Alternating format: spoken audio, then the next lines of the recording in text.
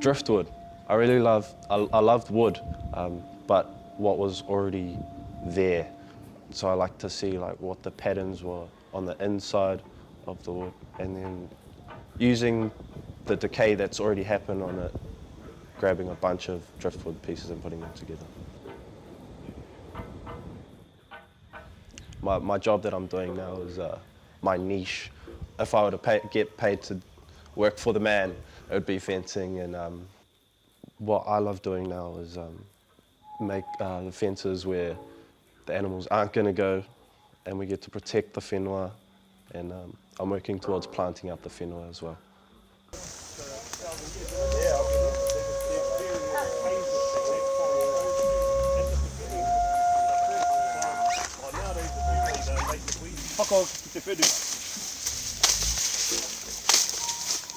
Whāngai te whenua.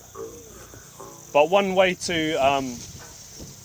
get rid of kaikuyu grass is to deprive it of what it needs, and what it needs is a lot of sun.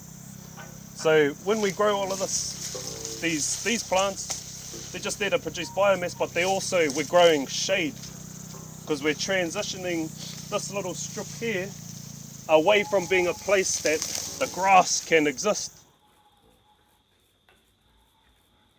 I didn't know what any of the four courses were.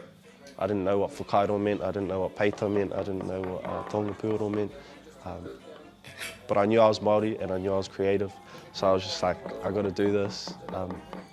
And then once I figured out whakairo was carving, I was just, yeah, I got to do that. But the piece of work that I got going on now is growth through separation and interpreting a old tōtara post, following the history of what fences did to the whenua.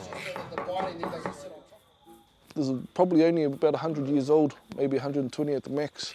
So that's the changing nature of whakairo now, is trying to use inferior quality wood when our tupunas were carving in the 400 to the 800-year-old tōtara, which will last 100, 200 years outside easy. But with the resources we got, it's a real challenge. So even just having these out here, keeping them maintained is a mission in itself. So.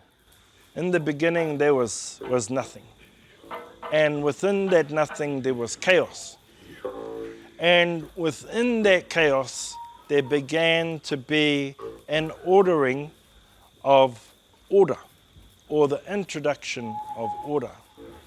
And so the chaos began in te kore, and the order came into being in te pō.